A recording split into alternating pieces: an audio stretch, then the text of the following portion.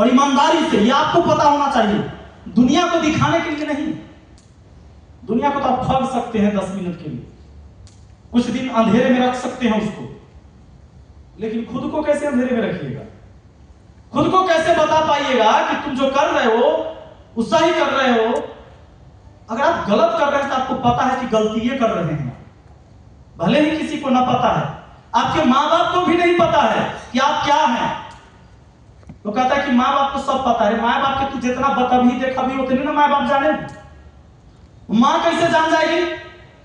अब तो तुम बहुत बात छुपाते हो, माँ को कैसे पता हो जाएगा? वो आपको पता है कि आप सच में क्या है और आपके अंदर कितनी योग्यता है, और आपको अपनी योग्यता के हिसाब से जगह मिला है कि नहीं मिला है। और बेईमानी तो आपने किया है, अब बहुत किताब पढ़ ली, लेकिन आप तेज नहीं हैं, बौद्धिक क्षमता का विकास आपका नहीं हुआ है। कि खाली किताब पढ़ लेने से अगर गणित का सवाल बनाने आ गया, इसका मतलब ये नहीं कि आप तेज हो गए, कि आप सिंसियर हैं। तो ये बड़का बात नहीं है 20 को चैप्टर पढ़ना, एक चैप्टर पढ़े 5 से 7 दिन चाहिए जी। एक चैप्टर से 100 क्वेश्चन करना है, और 7 दिन में, आज तो ऑनलाइन क्लास में 15-20 क्वेश्चन डेली होता है, तो 20 को चैप्टर पढ़ने के लिए 20 चौके 80 दिन या 100 दिन, 3 महीना, 4 महीना। लड़का पंचवर्षीय योजना में पढ़ित रहता है। काहे बहुत बड़का तैयारी कर रहे हैं, कुछ बड़का तैयारी नहीं कर रहे हैं। अब ग्रुप डी के नौकरी के लिए जा रहे हैं, लेबर बनने के लिए जा रहे हैं। आप ये बात मत भूलिए। रेलवे में ग्रुप डी में उसको क्या बोलेंगे आप? अधिकारी बोलेंगे? ना बुरा लग रहा होगा, कहीं शर्म आ रहा होगा किसी को। क्या बोलेंगे उसको? लेबर नहीं। आप लेबर की तैयारी कर रहे हैं और तैयो आपको लग रहा है कि बहुत हार्ड चीज है। ईमानदारी पूछिए, जितना आप कर सकते थे मेहनत, अगर आप असफल हो गए हैं, कोई एग्जाम पास नहीं किए हैं, तो ईमानदारी पूछिएगा अपने आप से कि हर दिन उसमें 1 घंटा और जोड़ सकते थे कि नहीं आप? कोई बच्चा इसमें से 2 नंबर, 4 नंबर, 5 नंबर, 10 नंबर से फेल हुआ होगा, तो आप बताइए, अपनी ईमानदारी पूछिए कि आपको लगता होगा कि जितना आप उस समय मेहनत किए थे ना, चाहते तो 1 घंटा और निकाल सकते थे। कमी तो रह गया ना, उस कमी को दूर करना होगा। तो मेरे जीवन में क्या था, मेरे अंदर इच्छा क्या थी कि क्यों मुझे पैसा कमाना है, ये हमारा बचपन में था। गरीबी बहुत ज्यादा था परिवार में, 5 भाई बहन थे, और 5 भाई बहन में भाई में हम सबसे छोटे हैं। तो हमारा गाय दू है, भैंसी दू है, हल चलावे, बैलगाड़ी सब हमरा आता है। खेत में हल जोते, बैल हर लेके, बैल के कहिएगा आठा में तो हो जा मुड़ जाएगा, जा बढ़ा के अगला आदत पकड़ता है कि नहीं जी? Yes sir. बैल समझता है इंसान की भाषा, एक जानवर। और सबसे बड़ी विडंबना ये है कि इंसान ही नहीं समझ पा रहा है इंसान की भाषा, वो जानवर समझ जा रहा है। अब जाइए कभी देखिएगा, आप लोग में से बहुतों को ये बात का अनुभव होगा, बैल के कह दीजिएगा जा ठा में, तो माने आगे जाएगा, आ मोड़ कर मुड़ जाता है वहीं से। नहीं, आप पैर पर कहेगा तो खट से मुड़ना है, वैसे यू टर्न। बैल समझता है। तो कहने का मतलब यह है कि मेरे परिवार में मेरे दादा के बाद मेरे बड़े भैया हल पकड़े थे, पिताजी ने। ये सच्चाई बात है। तो मेरे घर में मेरी मां पढ़ी लिखी थी, मैट्रिक पास, उस जमाने में मैट्रिक पास। उनको पता था कि शिक्षा का वैल्यू क्या है, इसलिए वो चाहती थी कि हम सब पढ़े। तो हम पढ़े सरकारी स्कूल में। बड़े भैया को थोड़ा सा मौका मिला एक साल गांव के कन्वेंट स्कूल में पढ़ने का, वो सबसे बड़े थे परिवार में, तो वो भी बच्चे थे तभी ये पढ़े। हम लोग के जन्म हुआ छोटा रहे होंगे तब, थोड़ा सा याद है, बाकी सब सरकारी स्कूल में पढ़े। किताब इक्के को खरीदाए तो हमारा मझिला भैया को एक क्लास में रखा गया।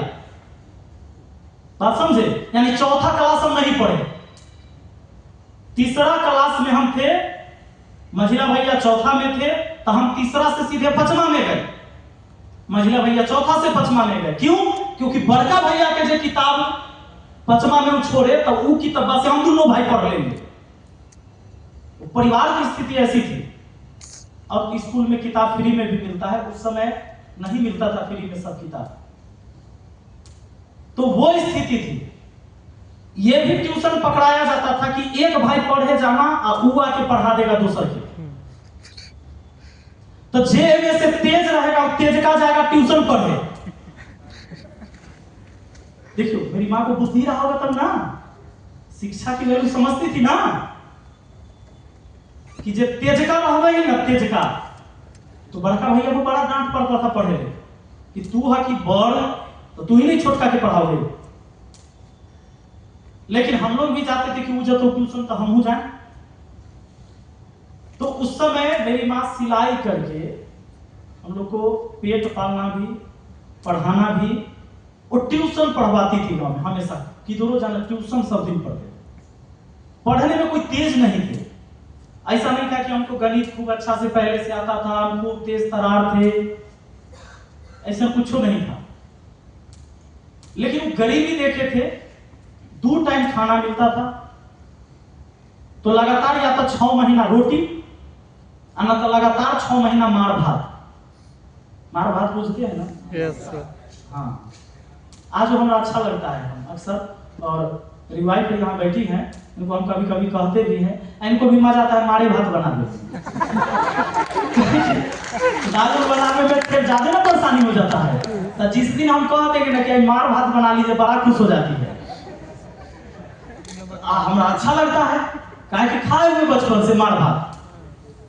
तो 6 महीना मार भात, जैसे चावल का सीजन आ गया तो लगातार वही चलेगा, और रोटी का सीजन आ गया तो लगातार रोटी चलेगा। तो 3 रोटी हिस्सा लगता था। अगर चौथे रोटी का भूख है तो नहीं मिल सकता, क्योंकि अगर चौथा रोटी हमको मिलेगा तो एक भाई को 2 रोटी नहीं मिलेगा। कहीं एक और भाई कह दिया कि हमको 4 रोटी चाहिए, तब तो बचपन में माँ से लड़ते भी थे। लेकिन धीरे धीरे जब समझ आने लगा, 7वां 8वां में पढ़ने लगे, तब समझदारी थोड़ी सी आ गई, तो कंप्रोमाइज करना शुरू कर दिए। एक दिन ऐसा भी हुआ था कि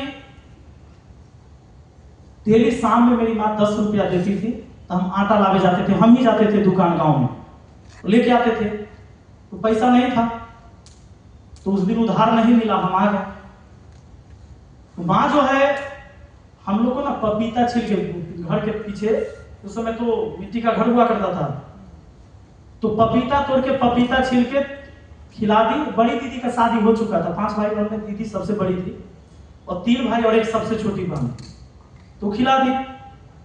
तो हमने पूछा मम्मी से कि तू कौन चीज खाए ले, तो बोली कि हम दिन वाला खाना नहीं खा लेंगे, दिन वाला खाना हम खा लेंगे। तो फिर हम लोग सो गए, लेकिन हमको लग रहा था कि नहीं खा ले, तो हम सोए सोए चुपके से देख रहे थे। तो क्या कि 1 लोटा पानी लेके खाली पी लिया, फिर सो गए, वो भी बगल में। उस दिन मुझे नींद नहीं आया था। उस दिन मुझे नींद नहीं आया था। मुझे लगा था गरीबी बहुत बड़ा पाप है,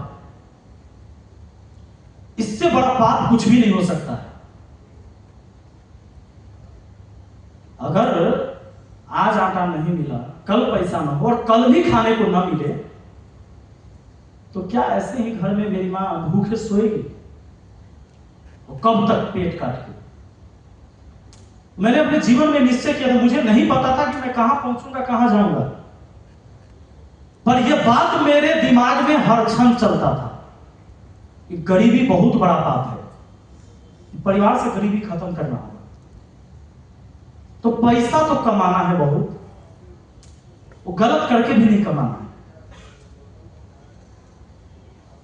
और एक ही लक्ष्य मेरा होता था कि पढ़ना होगा, क्योंकि मेरी मां बताती थी कि फलाने ने पढ़ाई किया, चिलाने ने पढ़ाई किया, वो खूब पढ़ते थे, वो बकरी भी चराते थे तो भी पढ़ने जाते थे, उनके पिताजी बहुत गरीब थे। कई सारे लोगों का उदाहरण समझाती थी, तो एक प्रेरणा मिलता था इससे।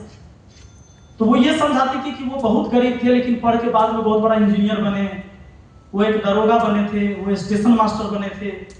हमारे गांव में एक अवधेश चाचा है हमारे, उनके बारे में बहुत बार सुनाती थी कि स्टेशन पैदल चले जाते थे।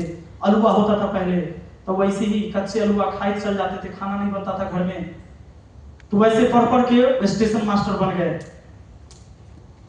दरोगा में भी रिजल्ट हुआ उनका, तो वो स्टेशन मास्टर पे ज्वाइन किए, टीचर भी बने थे उस टाइम। फिर उनके बाकी भाई लोग भी लग गए, धीरे धीरे वो आगे बढ़े।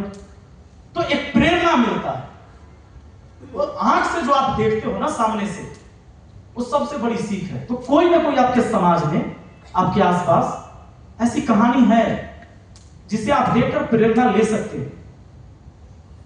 और आपके साथ आपके पूरे परिवार जुड़ा हुआ है, जो ये उम्मीद लगा के बैठा है। आपकी मां अपनी सुनी आंखों में एक तैरते सपना लेकर वो आपका इंतजार कर रही है कि जब आप आएंगे ना कुछ बदलाव करेंगे। जो आपको पढ़ा रही है वो इसलिए कि वो चाहते हैं कि अब परिवार बदले।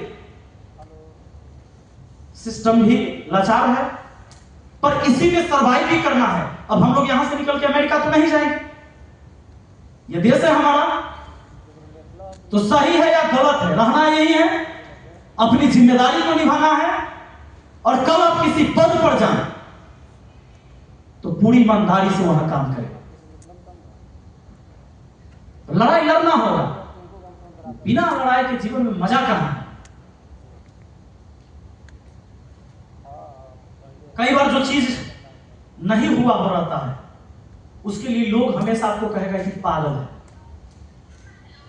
शुरुआत हमने जब YouTube पे पढ़ाना शुरू किया था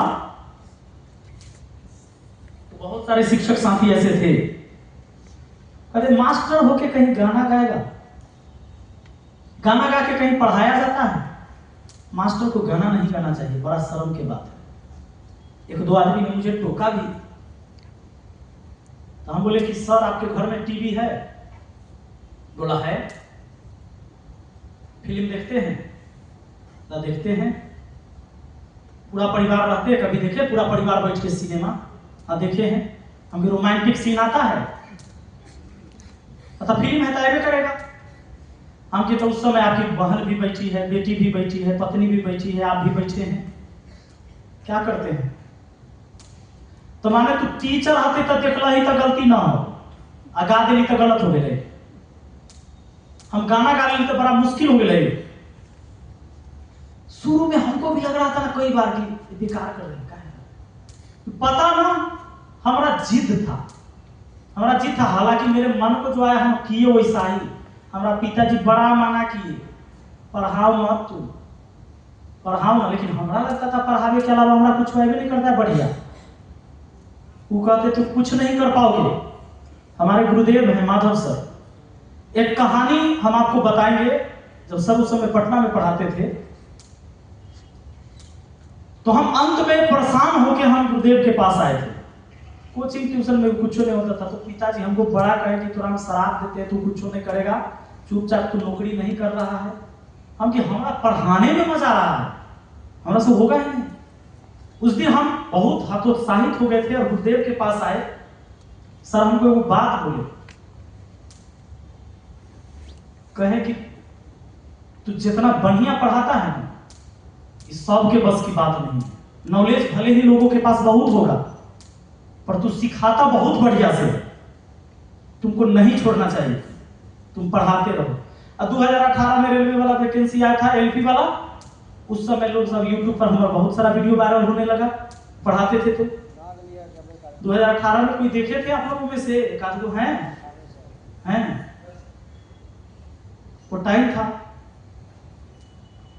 खैर सब चीज था, पता में फिर आ गए, गांव चले गए। गांव में और पीछे बैठा है वो भाई साहब हमारे नंद कुमार भैया, यही सब कहे कि बड़ा करप्शन है, बड़ा सिस्टम खराब चल रहा है, तभी सुधारिए, आप यहाँ रह रहे हैं देखिए। और चुनाव लड़वा दिए लोग, चुनाव जीत गए। तो मैंने एक चीज आपसे कहा कि आपको भी नहीं पता होगा कि आगे आपके भविष्य में क्या होगा, पर यह बात मान के चलिए कि वर्तमान में आप जो करने जा रहे हैं, जितनी ईमानदारी से, रिजल्ट उसी तरह का आने वाला है। हर कोई आपके जीवन में जिससे आप कुछ सीखते हैं वो आपका गुरु है। अपने अंदर का एक अहंकार निकाल देना है। सीखने का जो सॉफ्टवेयर है उसको एक्टिव रखना है हमेशा। सीख कहीं से भी सकते हैं और खोजिएगा जब भाई कोई ऐसी परमात्मा आएंगे एक मुझे ज्ञान दे देंगे, ऐसा नहीं होने वाला। शिक्षक का काम है वो आपको पढ़ाए तो आपको समझ में आए, लेकिन फिर उसके बाद आपकी जो जिम्मेदारी है कि अगर समझ में आ गया तो उस पर बार बार अभ्यास करना आपका काम है। वो बार बार के अभ्यास ही सफलता की सीढ़ी चढ़वाता है। एक बार क्या हुआ कि कई बार देखते ना, पोल गड़ाता है बिजली वाला, खड्डा खन के ना चल जाता है, सब खड्डा खन के चल गया, दूगो मेढक कूद गया, वो दूगो मेढक उसमें गिर गया। और मान लीजिए 5 फीट गड्ढा है और निकले उछल रहा है, बार बार उछल रहा है। ऊपर से जो सब मेढक था वो देख रहा था, उसको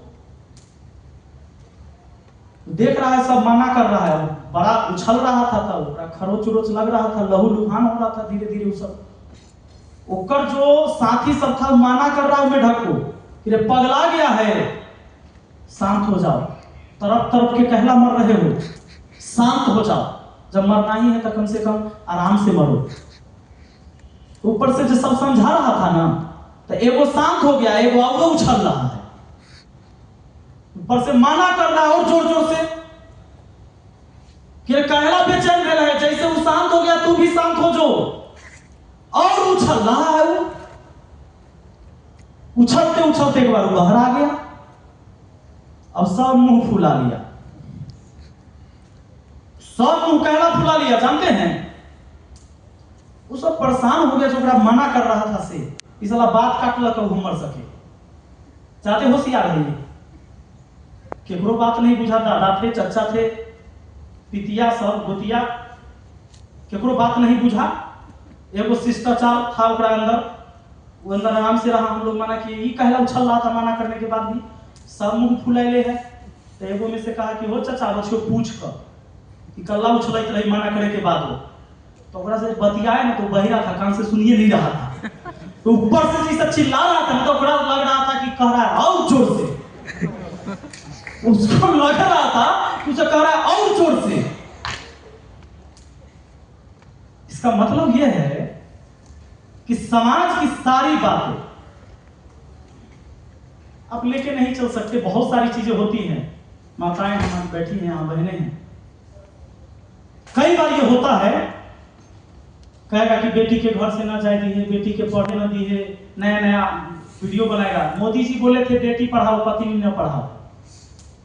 काहे भाई, पत्नी पढ़ता नौकरी ले तो पति के लात मार कर भाग जाता ना। सुनते कि नहीं सुनते हैं? एक पर एक ज्ञान है, सोशल मीडिया है, आपके पास ज्ञान आते रहता है। ये सब मन के बदमाशी है। कोई कहीं भी है तो ना पढ़ाओगे, गलत करने वाला गलत तैयो करेगा, है कि नहीं, और ज्यादा करेगा। बहुत बढ़िया, शिक्षा जरूरी है और शिक्षा आपके अंदर बदलाव लाने के लिए है।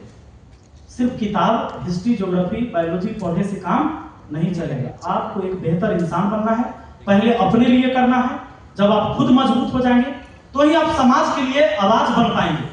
अतः कौन आदमी आपको पूछेगा? आज आप लोग का सहयोग है हमारे साथ, तब न चल के डीएम से दोबारा मिले, या ये मुलाकात होगी, मुलाकात होगी तो बात भी होगी, दोबारा गए।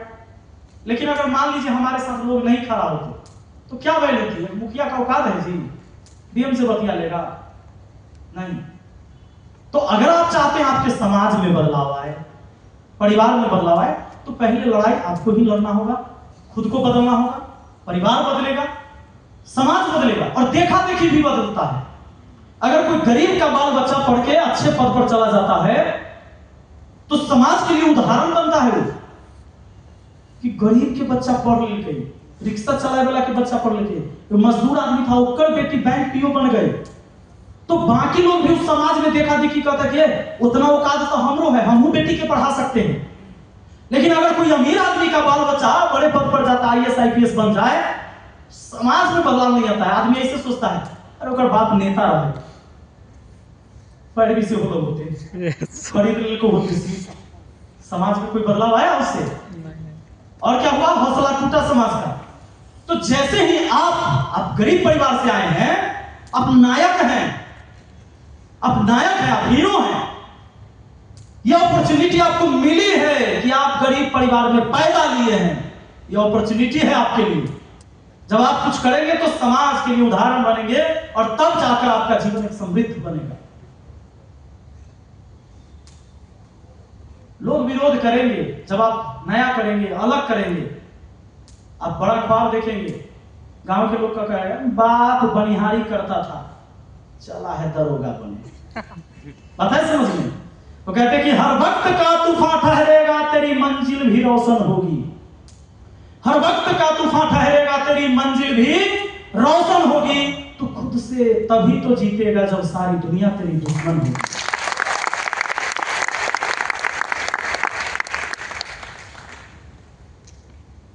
तो ये जितनी भी संघर्ष आपके जीवन में और बदलाव का जो समय है, ये आपको खुद लड़ना है।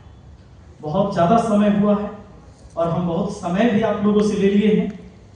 खैर, हमें ना लगता हमारा बात खत्म होगा, हम रात भर बतियाते रह जाएंगे, क्योंकि हम एडॉप्ट नहीं हुए हैं, डायरेक्ट नहीं आए हैं।